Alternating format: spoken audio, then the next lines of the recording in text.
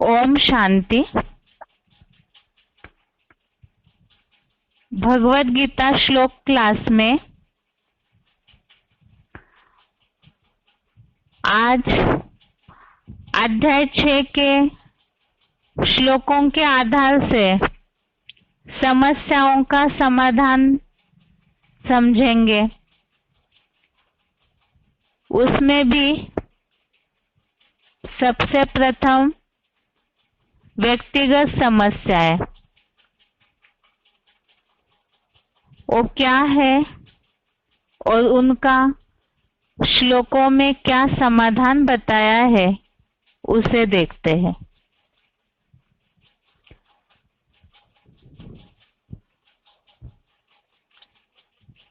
अभी के मानवीय जीवन में मनुष्यों के मन में विविध प्रकार के प्रश्न निर्माण होते ही रहते हैं, क्योंकि जीवन की जिन समस्याओं से मनुष्य जूझता है उसमें उलझा हुआ रहता है, तो उनका कहीं ना कहीं समाधान या उन उलझनों से निकलने का रास्ता ढूंढते रहता है। और ये जो समस्याएं हैं, ये जो जीवन के प्रश्न है, इससे निकलने के लिए ही सबसे पहले तो वो समस्याएं किस किस रूप से निर्माण होती है उसे समझना जरूरी होगा। और उस आधार से भगवान ने जो जीवन परिवर्तन के लिए श्लोकों के द्वारा, गीता ज्ञान के द्वारा समाधान बताया है, वो भी सहज तरीके से कैसे जीवन में लागू करना चाहिए उसे देखना होगा। सबसे पहली बात तो मनुष्यों के जीवन में पहली समस्या है सुख और दुख निर्माण होना। और ये जीवन में उतार चढ़ाव होते ही रहता है। तो ये सुख और दुख का कारण क्या है? ज्यादातर लोग ऐसे समझते हैं सुख दुख का कारण सिर्फ बाहरी तौर पर है। जैसे हमारे साथ कोई अच्छा व्यवहार करता है तो हम सुखी हो जाते हैं, बुरा व्यवहार किया किसी ने तो हम दुखी हो जाते हैं।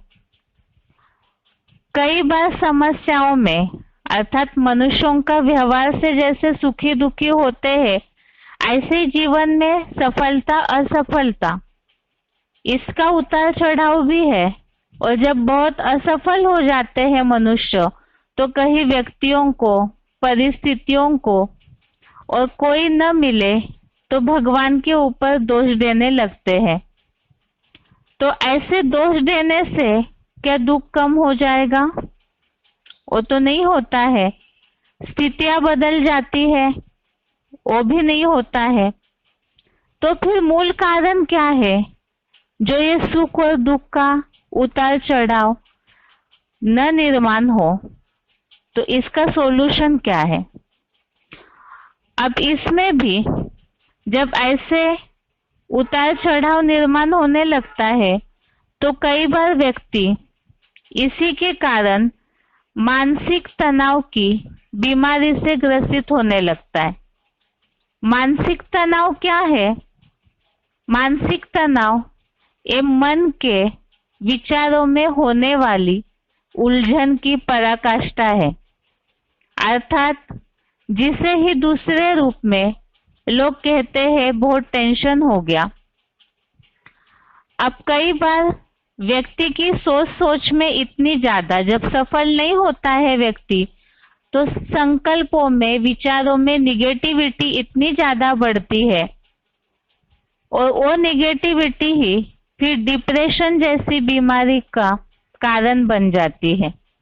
अर्थात व्यक्ति डिप्रेशन में इतना खो जाता है, अपने विचारों में खो जाता है कि ना उनको समय का भान रहता है, ना ही दिन रात स्थान का भान रहता है।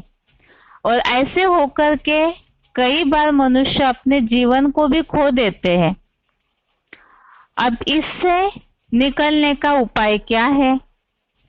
इसके अलावा भी जीवन में मनुष्य तो समाजशील प्राणी है, समाज के बिना रह नहीं सकता है, और जब समाज के साथ ही रहना है तो उसमें जो संबंध संपर्क में आने वाले लोग हैं उनके प्रति कहीं ना कहीं राग या द्वेष अर्थात आसक्ति निर्माण होती है, या तो कहीं घृणा द्वेष भावना निर्माण होती है। अब कई बार किसी किसी से अटैचमेंट ज्यादा होता है, उन्हें अपना शुभ चिंतक सोच लेते हैं, और किसी का व्यवहार अच्छा नहीं है तो उन्हें अपना दुश्मन सोच लेते हैं। और ऐसे ये जो असमानता है व्यवहार की, उसके कारण भी जीवन की सफलता या असफलता निर्भर हो जाती है। अब ये सारी असमानता से भी दूर हो जाए तो इसका भी सॉल्यूशन क्या है? इसका सॉल्यूशन भगवत गीता में भगवान ने बताया है। अध्याय 6 के 5 और 6वां श्लोक। इन श्लोकों में विशेष बात यह आई है कि जीवात्मा ही अपना शत्रु और अपना मित्र स्वयं है, दूसरा मित्र या शत्रु नहीं। अभी तक जो हमने समस्याएं समझी, प्रश्न समझे, जीवन में निर्माण होने वाले सुख दुख का कारण, मानसिक बीमारी का कारण और असमानता वाला व्यवहार, ये सब का कारण है क्योंकि व्यक्ति दूसरों को देखने लगता है अपने जीवन के हर समस्या के लिए। लेकिन भगवत गीता में तो भगवान ने ये बात बताई कि हम स्वयं ही अपने लिए सुख दुख सफलता असफलता के लिए स्वयं ही अपने जीवन का मित्र और शत्रु है। वो कैसे? तो जिसके लिए श्लोक नंबर 6 में, श्लोक नंबर 6 में एक खास उल्लेख आया हुआ है कि जिसने अपनी मन बुद्धि को, चंचल मन को जीता है तो अपने लिए मन जीत होने के कारण अपना मित्र है। और चंचल मन वाली जो क्षीण बुद्धि है, मन चंचल है और ऐसे समय में बुद्धि की निर्णय शक्ति कमजोर हो जाती है, और ऐसे समय व्यक्ति गलत निर्णय ले बैठते हैं तो अपने लिए स्वयं ही शत्रुता कर लेते हैं। अनात्मस्थ देह भानी की अर्थात देह भान, अपना स्वार्थ की भावना इतनी बढ़ जाती है कि व्यक्ति उसमें गलत निर्णय ले बैठते हैं तो अपने ही जीवन के लिए घातक हो जाते हैं, शत्रु हो जाते हैं। तो सुख दुख का कारण ये हो गया स्वयं ही अपने लिए मित्र शत्रु बनकर। अगर अच्छा निर्णय लेते हैं, सही निर्णय लेते हैं मन को कंट्रोल करके तो मित्र है, और चंचल मन के द्वारा निर्णय लिया तो शत्रु है। इसमें भी अब जैसे कि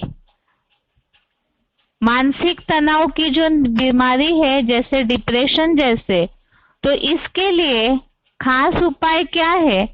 तो वो भी बताया कि देह भान की तरफ ज्यादातर इंद्रियों के सुख न मिलने पर, अपनी इच्छाओं की पूर्ति न होने पर ही व्यक्ति निगेटिविटी की ओर जाता है। इसीलिए ही श्लोक नंबर 5 में ये बात बताई है कि आत्मा को अधोगति में न जाने दे। तो मन बुद्धि का समुच्चय ही आत्मा है, इसीलिए अपनी संकल्प शक्ति को नीचे ही न गिरने दे, उसको ऊंची स्टेज में ही ले जाए। और कैसे ले जाए? तो ऐसे सहज सहज तो मन कंट्रोल में नहीं आता है। तो जैसे किसी को जबरियन खींच के किडनैप कर लेते हैं तो इसी तरह से मन को भी, बुद्धि को भी खींच करके आत्मिक स्थिति की ऊंची स्टेज में ले जाए। तो अगर ऐसे करते हैं तो अपने लिए सुख के निमित्त बन जाते हैं, और अगर अपनी आत्मा को नहीं जीता तो फिर अपने लिए ही शत्रुता करने में तत्पर होते हैं।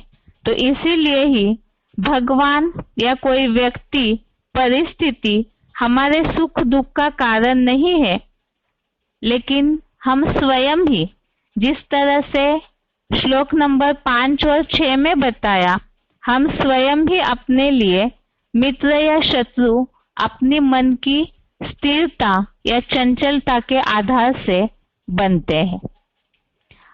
आगे है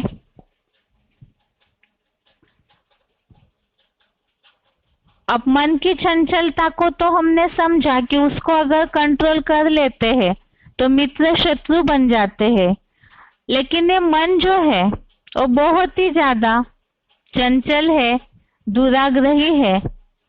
ये तो कहा जाता है दुनिया में कि मन जीते जगत जीत, मन के हारे हार, मन के जीते जीत। दुनिया में जितने भी बल है, धन बल है, जन बल है, लेकिन इन सबसे भी ज्यादा जरूरी है मनोबल। क्योंकि अगर मनोबल से व्यक्ति हार गया, मन से हार गया, तो सब कुछ हार जाता है। और मन को जीत लिया अर्थात अपने संकल्प शक्ति को जीता तो सफल हो सकता है। लेकिन ये होगा कैसे? क्योंकि ये चंचल मन ही बहुत दुराग्रही है, इतना आसानी से वश में तो नहीं आता है। कई ऐसे उपाय लोग दुनिया में करते हैं, जैसे कि हास्य क्लब में जाना, जिससे कि मन डाइवर्ट हो जाए, मन कंट्रोल हो जाए। श्वास प्रश्वास की प्रक्रिया सीखकर श्वास पर कंट्रोल करके मन को कंट्रोल करने का उपाय देखते हैं। कई ऐसे हठयोग साधन अपनाते हैं जिससे कि मन की जो विचारधारा है वो कंट्रोल हो जाए। तो क्या ये जो दैहिक चीजें करने से मन कंट्रोल हो सकता है?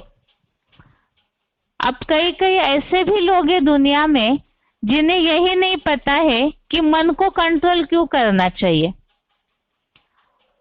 मन जैसे भी चलता जा रहा है, जैसे भी मन में अच्छे बुरे विचार आते हैं, जिसे मन मौजीपना कहते हैं, जो भी मन में आया सो करते गए, तो क्या ऐसे करने से व्यक्ति जीवन में सफल हो पाएगा? अगर ऐसे होता तो फिर आज समाज में मनोबल का या ये जो कहावतें बनी हुई है, मन जीते जगत की जीत की, तो ऐसी बातों का उल्लेख भी न होता। तो मन को कंट्रोल क्यों करना चाहिए? इसका क्या महत्व है? वास्तव में मन कंट्रोल करने से ही सब कुछ प्राप्त हो सकता है। क्योंकि एक विद्यार्थी से पूछा जाए कि उसका मन एकाग्र न हो तो उसका क्या नुकसान होता है। जीवन जो फाउंडेशन है जीवन का, वही है मन की कंट्रोलिंग पावर। क्योंकि अगर पढ़ने वाला स्टूडेंट अपने जीवन में एकाग्र ही न हो तो सही रीति से पढ़ेगा नहीं, तो अपने जीवन में सफल भी नहीं हो पाएगा। इसी तरह से हर उम्र वालों को ही मन कंट्रोल क्यों करना चाहिए, इस बात का महत्व समझना जरूरी है। और उसके लिए भी भगवत गीता में ये बात बताई है। ऐसे ही अब ये मन कंट्रोल करना जरूरी इसलिए है क्योंकि जीवन सफल हो। तो फिर मन कंट्रोल करने का तरीका क्या है और उससे क्या प्राप्ति हो जाती है? जब प्राप्ति पता हो ऊंची से ऊंची, तो ही मन कंट्रोल करने का महत्व भी बुद्धि में आएगा। इसी के लिए ही मन को कैसे कंट्रोल करना है, इसका उपाय भगवान ने बताया है। श्लोक नंबर 35 श्लोक नंबर 35 में भगवान भी इस बात को बताए है कि मन तो सच में ही बहुत दुराग्रही है, चंचल है, आसानी से कंट्रोल में नहीं आता है। कहाँ के कहाँ हवा की तरह, बेलगाम घोड़े की तरह बहते हुए ले जाता है इंसान को। तो इसीलिए ही वश में करने के लिए जरूरी है अभ्यास और वैराग्य। अभ्यास अर्थात योग का अभ्यास, जो कि श्लोक नंबर 5 में उल्लेख आया है, अपने आप को ज्योति बिंदु आत्मा समझना और मन बुद्धि को भ्रुकुटी में एकाग्र करना और भगवान को याद करना, ये योगाभ्यास है। और वैराग्य अर्थात देह की दुनिया, देह के पदार्थ और विशेषकर ये दुनिया विनाश होने वाली है, तो ऐसे विनाशी दुनिया से वैराग्य। वैराग्य आना क्यों जरूरी है? क्योंकि जब तक कहा जाता है बिन वैराग विवेक न होई, तो इसीलिए जब तक वैराग्य न आए तब तक जो अभ्यास होना चाहिए योग का, उसमें भी प्रैक्टिस अच्छी नहीं हो सकती। इसीलिए ही वो प्रैक्टिस का तरीका बताया है श्लोक नंबर 5 में, ज्योति बिंदु आत्मा में मन बुद्धि को एकाग्र करना। अब क्यों कंट्रोल करना है मन को? अभी हमने इसका समाधान समझा था, जो कि श्लोक नंबर 6 में उल्लेखित है। चंचल मन वाली आत्मा ही शत्रु की तरह शत्रुता करने में तत्पर रहती है।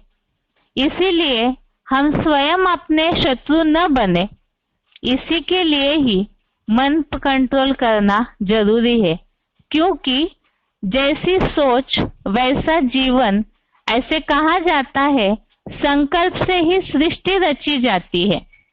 हमारे संकल्प के आधार से हमारे आसपास का वायुमंडल बनता है, वाइब्रेशन बनते हैं। तो हम अपने लिए ही अपने संकल्पों के आधार से पॉजिटिव या नेगेटिव सृष्टि की संरचना करते हैं। और इसीलिए ही मन को, चंचल मन को कंट्रोल करना जरूरी है, ताकि अपने लिए शत्रुता के निमित्त न बने। और दूसरी बात, श्लोक नंबर 33 में, श्लोक नंबर 33 में इस बात के लिए और एक बात जो अर्जुन ने सामने रखी भगवान के, कि भगवान ने ये जो एक रस अवस्था के लिए या समान स्थिति की प्रैक्टिस के लिए बताया है, तो अर्जुन जिसमें पूछ रहे हैं कि चंचलता के कारण कोई स्थिर आधार दिखाई नहीं देता है, तो मन को वश करना इसलिए भी जरूरी है क्योंकि चंचल मन जो है वो भगवान के द्वारा जो योग की विधि बताई है, योग अर्थात ही बैलेंस वाली स्थिति, एकाग्र होने वाली स्थिति। तो अगर मन चंचल है तो समान स्थिति में, एकाग्र बैलेंस स्थिति में स्थिर नहीं हो पाएगा, और उसके कारण ही जो योग की विधि है और उससे जो सिद्धि प्राप्त होनी चाहिए, उसमें विघ्न निर्माण होंगे। जिसके लिए श्लोक नंबर 36 में भी उल्लेख आया हुआ है, असंयत मन वाले के लिए योग की प्राप्ति कठिन है। और जब योग की प्राप्ति कठिन हो जाती है तो जीवन में जो सफलता आनी चाहिए वो भी नहीं होगी। इसीलिए ही चंचल मन को कंट्रोल करना जरूरी है। अब ऐसे जब चंचल मन सही विधि से कंट्रोल हो जाएगा, सही विधि अर्थात ही इस दुनिया से वैराग्य और योग का निरंतर अभ्यास, और ऐसे सही विधि से अगर मन कंट्रोल हो जाता है तो उससे क्या प्राप्ति होगी? क्योंकि अगर प्राप्ति की अनुभूति हो, प्राप्ति का पता हो, तो ही उसके पीछे मनुष्य मेहनत करेगा और वो प्राप्ति है। श्लोक नंबर 15 में, श्लोक नंबर 15 में बताया है, नियमित मन वाला योगी निर्वाण धाम की परम शांति को पा लेता है। जहाँ वाणी का कोई उल्लेख नहीं, ऐसी शांति, परम अर्थात श्रेष्ठ शांति की प्राप्ति करता है। और दूसरा श्लोक नंबर 27 और श्लोक नंबर 28, श्लोक नंबर 27, श्लोक नंबर 28 में ऐसे सही विधि से मन कंट्रोल जिनका हो जाता है, उनकी प्राप्ति के लिए बताया, परम ब्रह्म जनित दोष रहित सर्वोत्तम अतीव अतीन्द्रिय सुख की प्राप्ति होती है। और ऐसा अतीन्द्रिय सुख जो कभी भी बंद नहीं होता है, छूटता नहीं है। तो इसीलिए ही सही विधि से मन कंट्रोल करना जरूरी है, और वो कंट्रोल होगा अभ्यास और वैराग्य से। आगे का प्रश्न है तीसरा,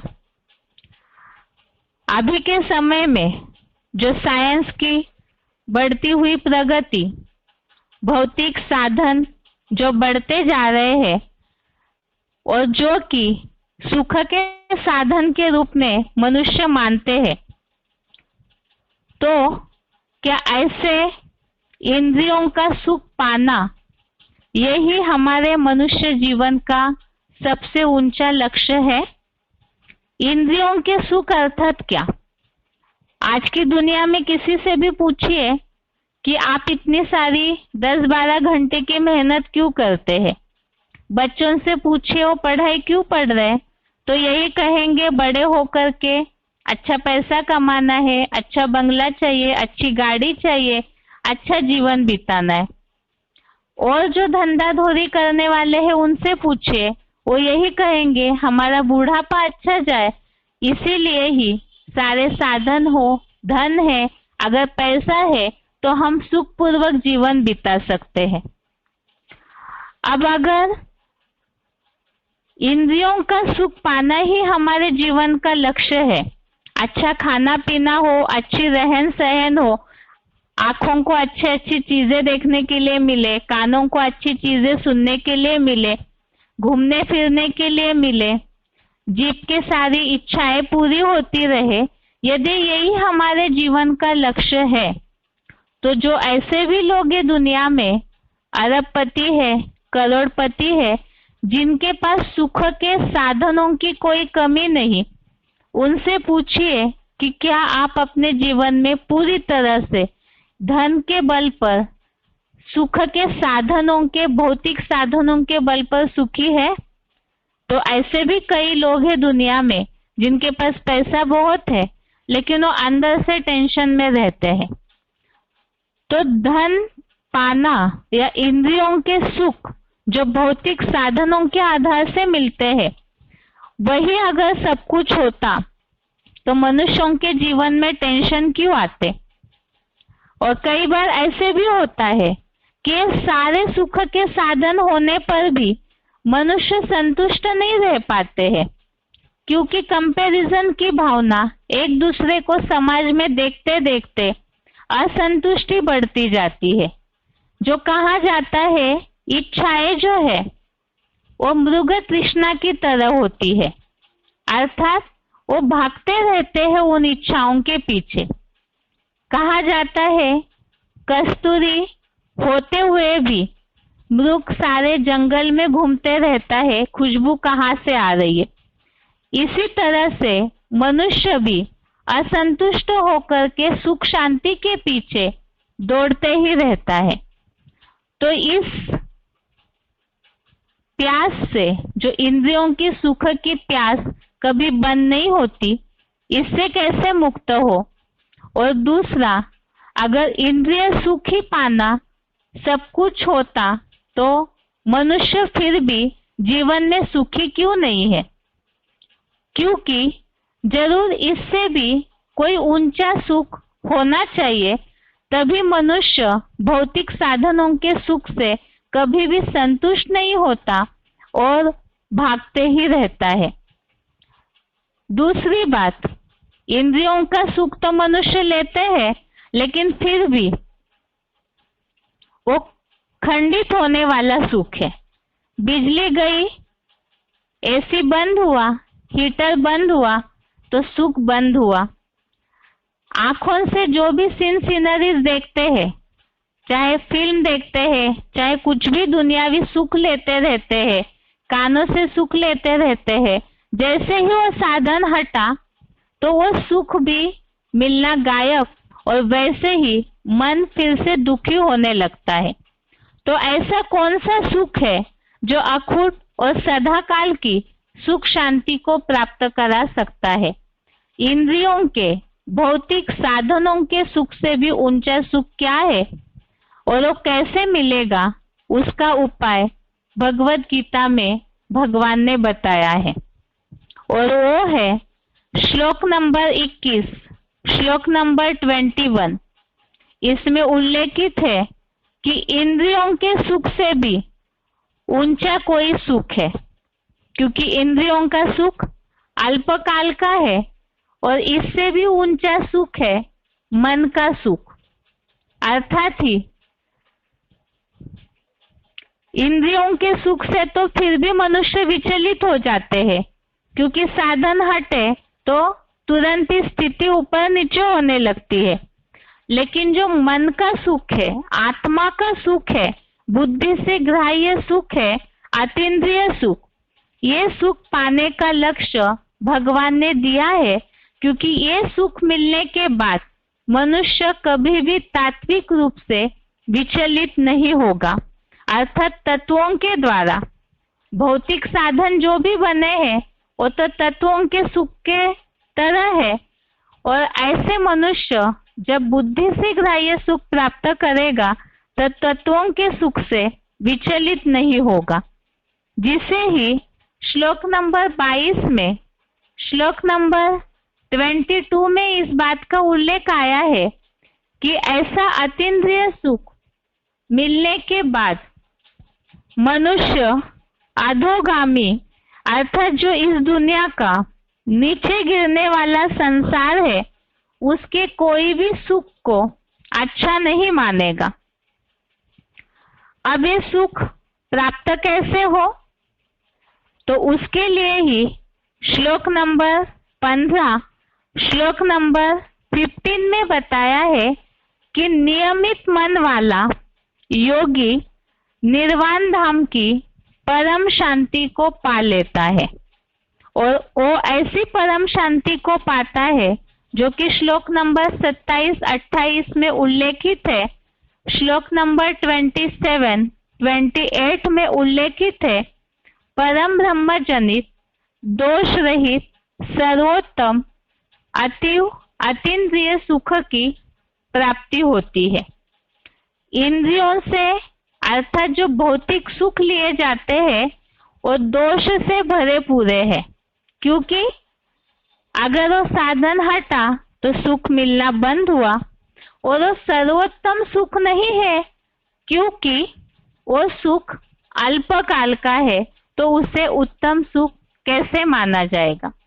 और अतीन्द्रिय सुख अर्थात जैसे ही मन बुद्धि एकाग्र हो जाए, आत्म ज्योति बिंदु में स्थिर हो जाए, अपनी देह को मनुष्य पूरी तरह से भूल जाएगा, तो ऐसा एक आत्मिक सुख, एक ऐसी अखुट शांति की प्राप्ति करने लगता है मनुष्य, जो कि वो कभी भी खंडित नहीं होता है, निरंतर चलते रहता है।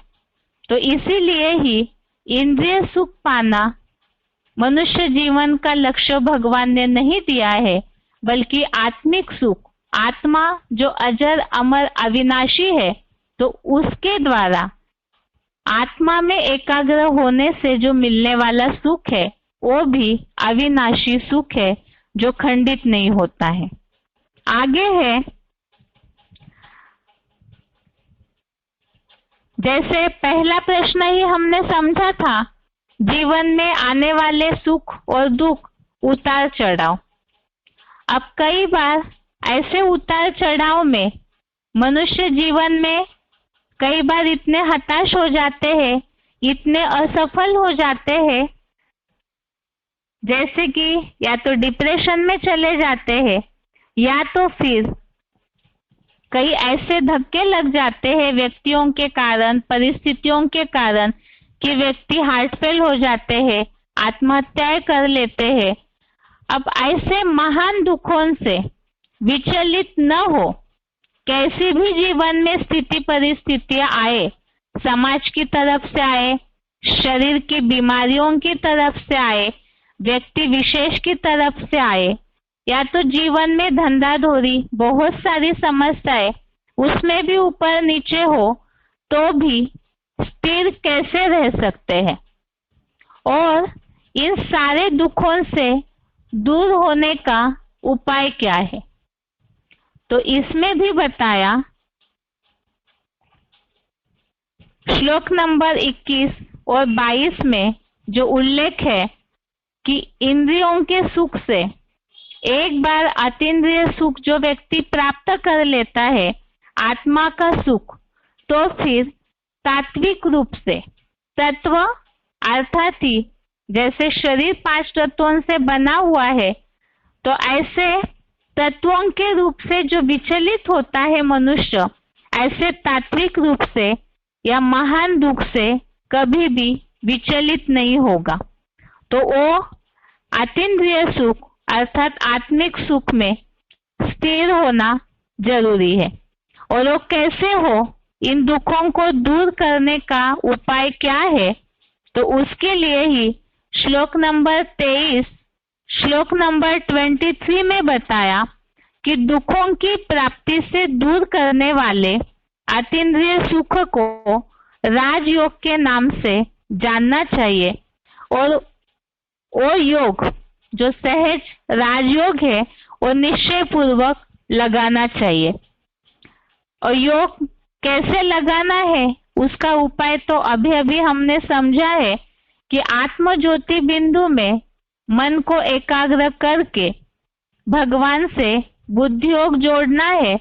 और जब लगातार ऐसी बुद्धि भगवान में एकाग्र हो जाती है तो वही सहज राजयोग है।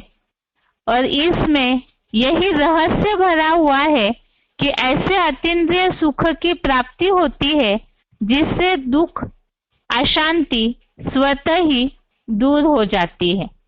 तो ये महान दुखों से भी स्थिर कैसे रहे, कैसे भी दुख आए तो भी स्थिर कैसे रहना है, तो उसका उपाय है आत्मिक सुख में टिक जाना। और वो कैसे टिकना है उसका उपाय बताया राजयोग के नाम से। जो अतीन्द्रिय सुख राजयोग के द्वारा प्राप्त होता है तो उसे निश्चय पूर्वक लगाना है। अगला प्रश्न है, जैसे दुखों से मनुष्य विचलित होता है, इसी तरह से जीवन में आने वाले उतार चढ़ाव, स्थिति परिस्थितियां, व्यक्ति, वस्तु, वातावरण, वायुमंडल, इन सब में एक रस समान स्थिति में और संतुष्ट कैसे रहे। ये तो होता ही है कि अगर अच्छी स्थिति है तो मनुष्य बहुत उछलने लगते हैं।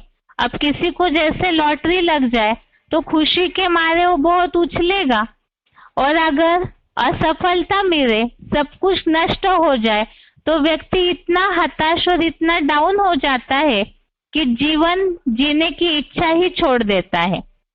ऐसे ही व्यक्ति है, अगर द्वेष भावना वाले, शत्रुता करने वाले व्यक्ति सामने आए तो तुरंत व्यक्ति की स्थिति हिल जाती है। ऐसे ही अच्छी चीजों की प्राप्ति न हो तो भी स्थिति हिल जाती है। लेकिन कैसी भी स्थिति परिस्थितियां हो तो भी मन की स्थिति न हिले, क्योंकि अतीन्द्रिय सुख प्राप्त होना है, अखूट सुख प्राप्त होना है, तो फिर मन की स्थिति को एकाग्र करना जरूरी है।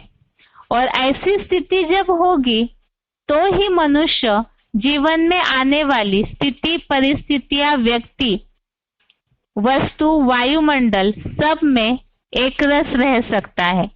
और उसी का उपाय श्लोक नंबर 7, 8 और 9, श्लोक नंबर 7, 8, 9 इसमें बताया है। आत्मजयी, जो आत्मजयी है अर्थात आत्मा को जीता है। आत्मा को जीतना अर्थात मन बुद्धि को आत्मा में एकाग्र किया, अपने देह भान को पूरी तरह भूल गए। दूसरी बात, ऐसे आत्मजयी होने के लिए क्या जरूरी है? तो भगवान का ज्ञान और भगवान की याद। ज्ञान और योग में तृप्त आत्मा जो होंगे वो आत्मजयी भी होंगे। इंद्रिय जीत योगी, इंद्रिय जीत योगी अर्थात इंद्रियों को कंट्रोल में किया हुआ हो। जो आत्मा के सुख को बड़ा मानता है तो इंद्रिय सुख उसके आगे कुछ भी नहीं है, तो इंद्रियों को भी वो कंट्रोल कर लेंगे। ऐसा इंद्रिय जीत योगी हर परिस्थिति, व्यक्ति, वस्तु, वातावरण, वायुमंडल में एक रस, समान व संतुष्ट रहता है। जो कि इन श्लोकों में उल्लेख आया है कि ऐसा जो योगी है, कैसे भी व्यक्ति, स्नेही, मित्र, शत्रु, उदासीन कैसे भी संपर्क में आए तो भी वो समान बुद्धि वाला रहेगा।